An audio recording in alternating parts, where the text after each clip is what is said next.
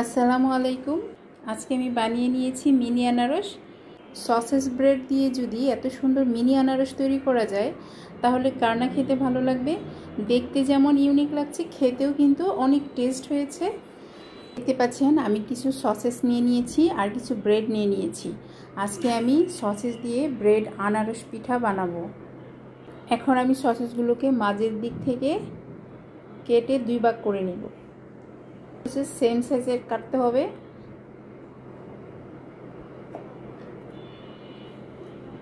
আমি 4টি সসেস নিয়েছি, আমার এখন 8টি হবে।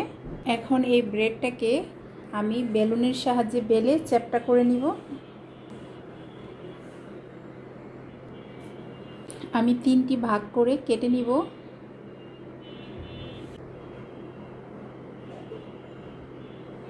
তিনটি কেটে নিয়েছি। আরেকটি রুটি বেলে নিব।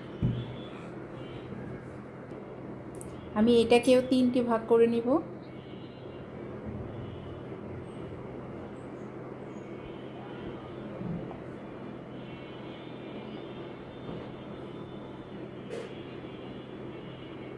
এখানে আটাও দেওয়া যাবে, ময়দাও দেওয়া যাবে।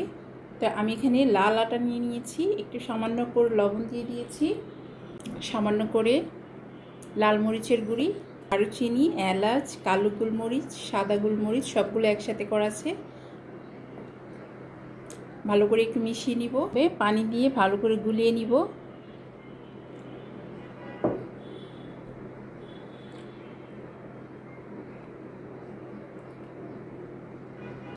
আমার এই আটার মিশ্রণটা রেডি হয়ে গেছে।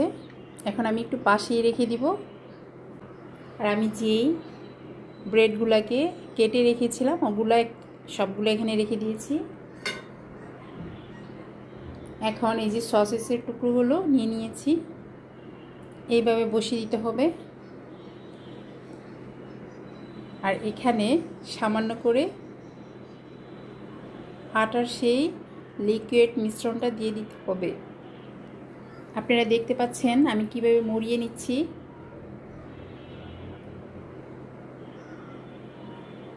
এটা এমন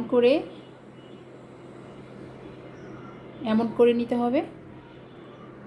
এই আমি ভালো করে দেখিয়ে দিচ্ছি।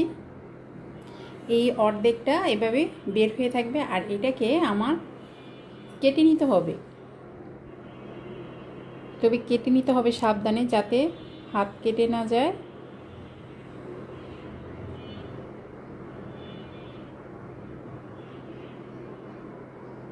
যে আমি কেটে নিয়েছি, এখন আমি সাইডে রেখে দিব।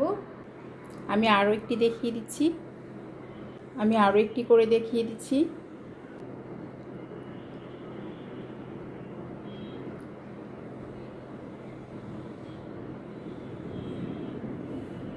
যে হয়ে গেছে আরও একটি। এখন আবার ওইটির মতো করে এদিক দিয়ে কেটে দিব।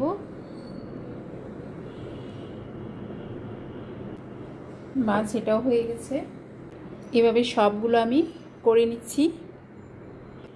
সবগুলো সসেস ব্রেডের মধ্যে মুড়িয়ে নিয়েছি আর কেটে নিয়েছি।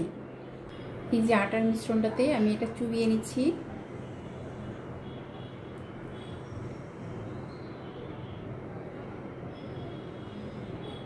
এখন আমি এখানে বিস্কিটের গুঁড়ি নিয়েছি, ভালো করে মিশিয়ে দিব।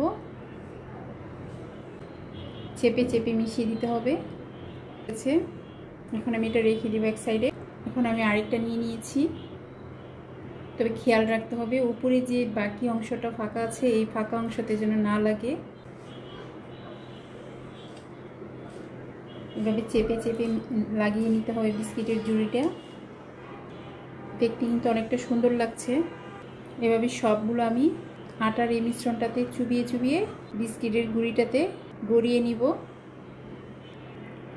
দেখতে পাচ্ছেন আমি সবগুলো ব্রেড সসেস রেডি করে নিয়েছি। এখন ভাজবো। তেলটা গরম হয়ে গেছে, চুলাটা লো হিটে আছে। কত সুন্দর করে ফুলগুলা ফুটতেছে। এই যে কেটে রেখেছিলাম, ফুলের মতো করে ফুটে যাচ্ছে।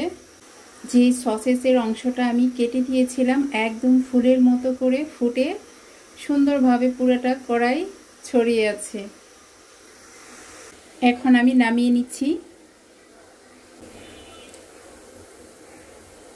দেখছেন ব্রেড সসেসের রেসিপিটা কত সুন্দর হয়েছে। আমি হাত দিয়ে ধরে দেখিয়ে দিচ্ছি, দেখেন কতটা মচমচে হয়েছে।